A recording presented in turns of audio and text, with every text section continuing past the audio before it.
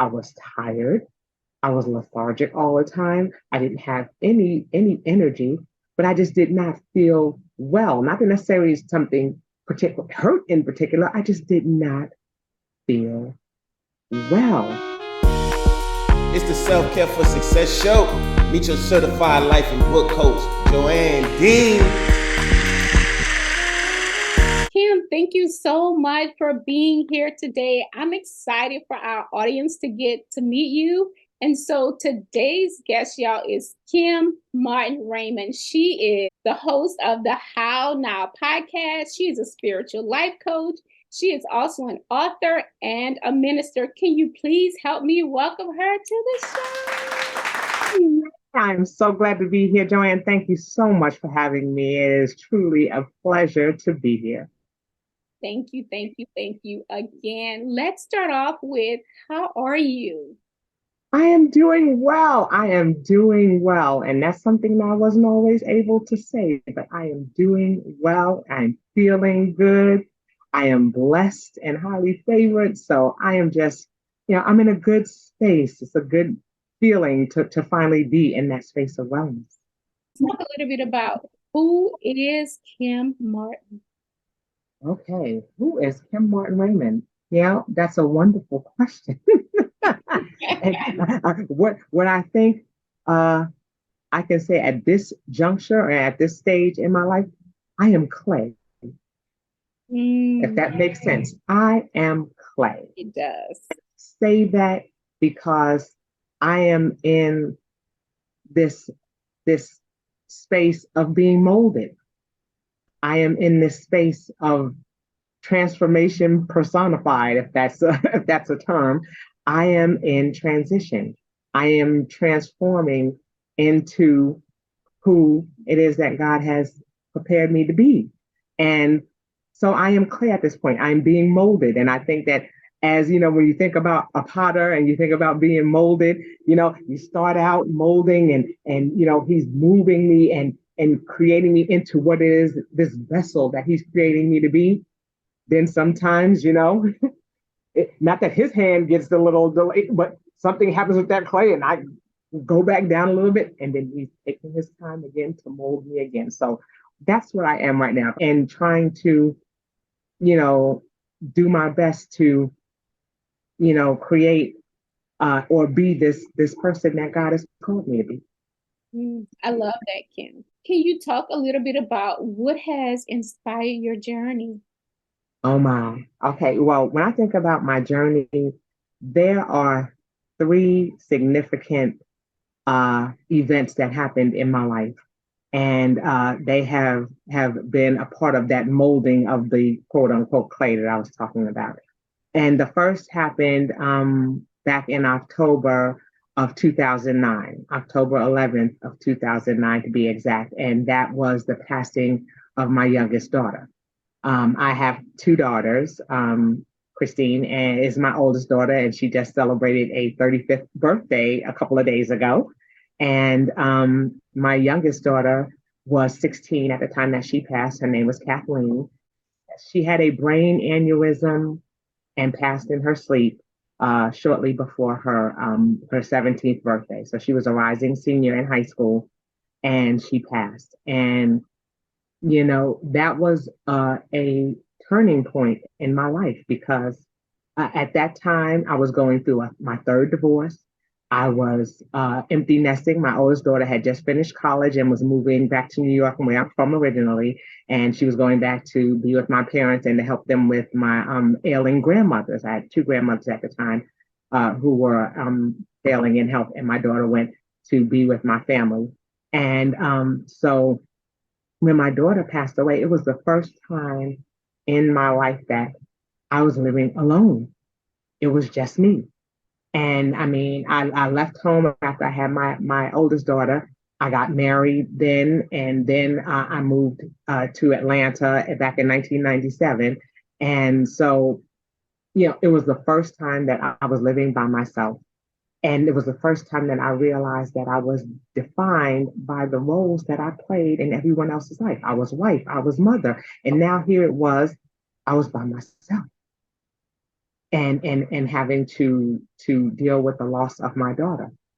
And it really, challenged my faith, but I think that's what kept me and sustained me when my daughter passed away, because the first thing that I was never angry at God. Why did you take my child from me?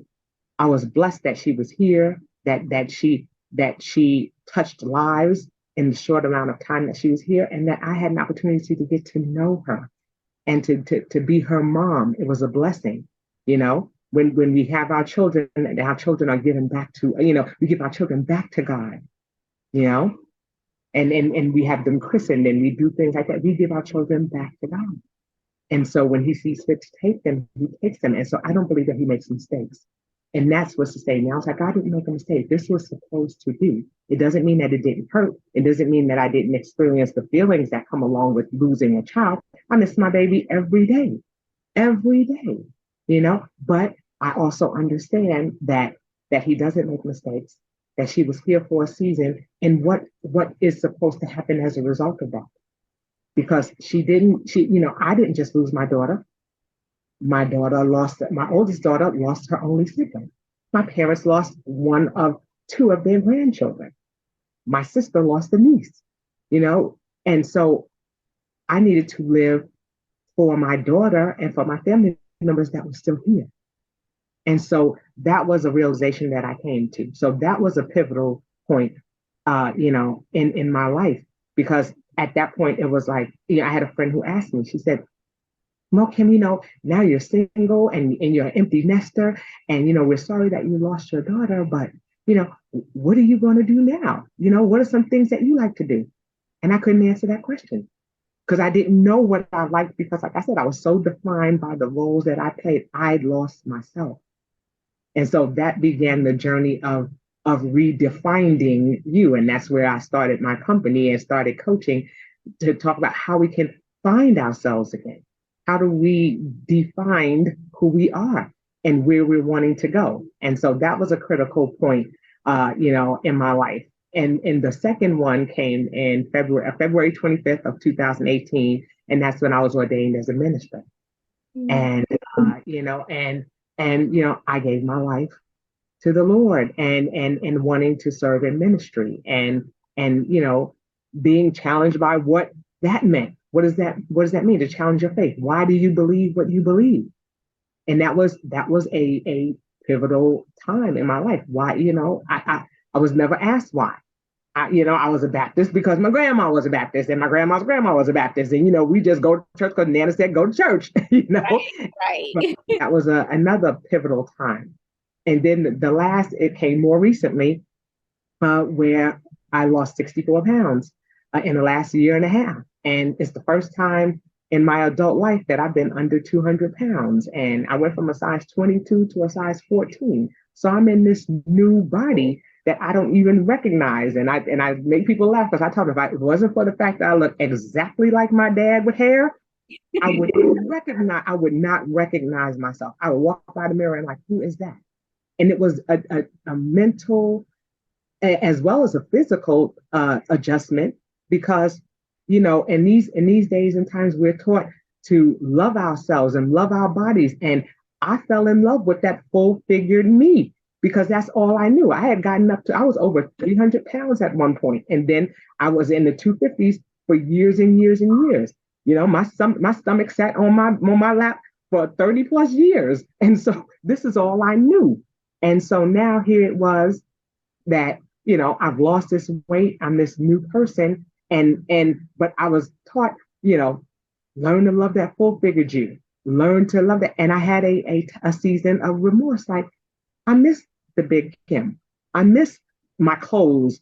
I didn't realize that when I lost the weight, because you self-sabotage. You don't think you're really going to lose the weight. Then all of a sudden you lose the weight and it's like, uh-oh, my clothes don't fit. Uh-oh, my shoes don't fit. Uh-oh, I need a belt. All of these things come up and you're like, I didn't anticipate this.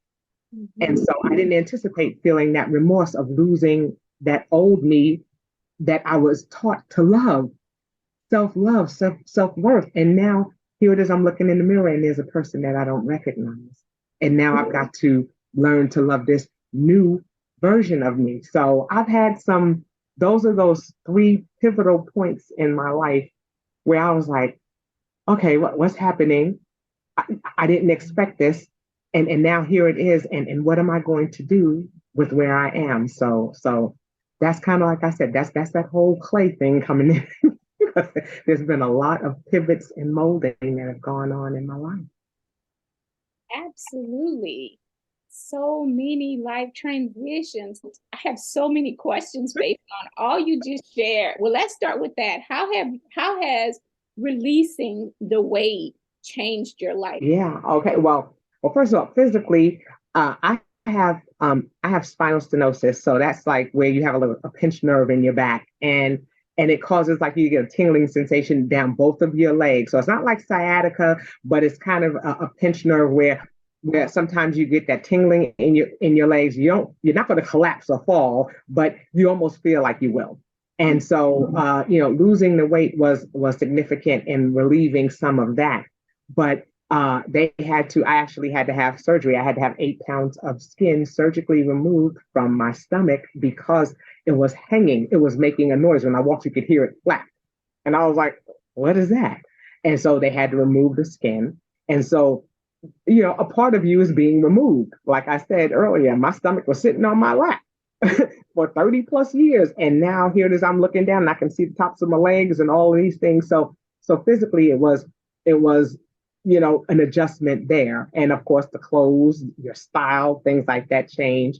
But for me, it was creating this lifestyle change of how I eat, of how I address food, because we're taught, to eat. We celebrate when, if there's a wedding, if there's a graduation, if there's anything happening, what we tend to do is we eat. If there was a funeral and we're sad, what we do? We eat.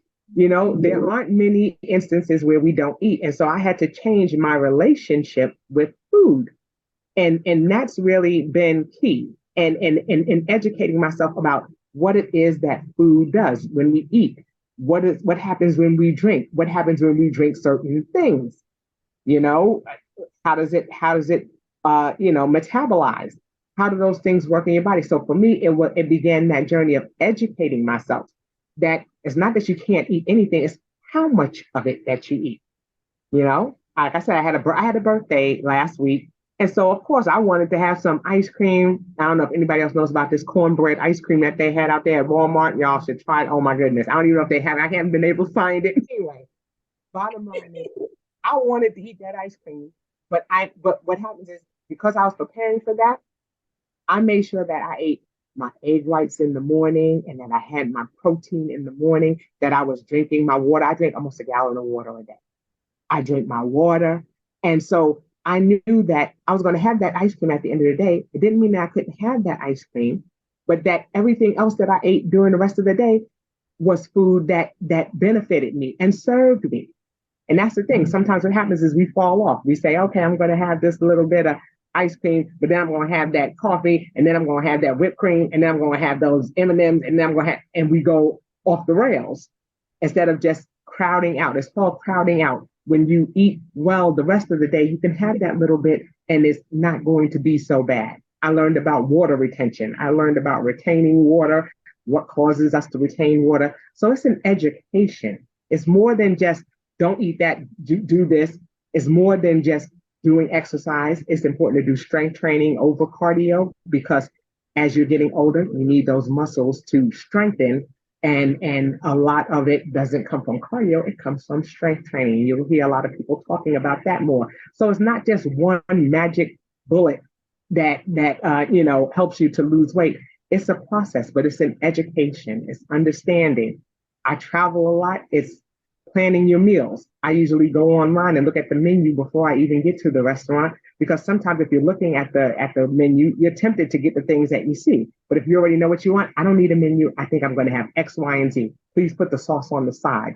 Things like that. So it's a process. It's not something that is easy or simple. And as a result of that, I'm working on my certifications as a health coach, and I'm just about done. And so I'm excited about that. And it's about an education. So that's been I'm saying there's no easy answer for that question. That's really exciting. And I can hear all the education and all the tips that you picked up along the way. Sometimes I do look at the menu because I'm plant-based. I look at the menu before I go so that I know Yes, options for me. But I never thought about, you know what? I don't even need the menu so that I'm not tempted. that's it. So it's little things like that that we don't even consider. So there's a whole lot more to it than just telling somebody to eat properly and do things. Because if you start running off a laundry list of things that they need to do, they're gonna feel overwhelmed. And they're gonna be like, I'm not doing that. That's too much. Mhm. Baby steps. Start with a glass of water. One glass of water extra than what you drink today. Let's start there. Then we can go. Yeah, because if you try to do it all, we know that we end up doing nothing. You sabotage yourself. You set yourself up for failure. It's too much. I can't do that.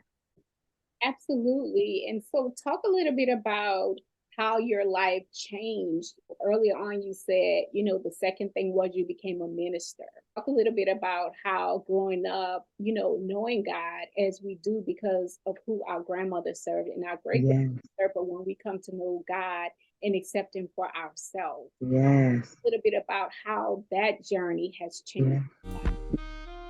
Thank you so much for tuning in today. Be sure to join us next week as we dive deeper into the conversation. I'm your self-care sister. Be well.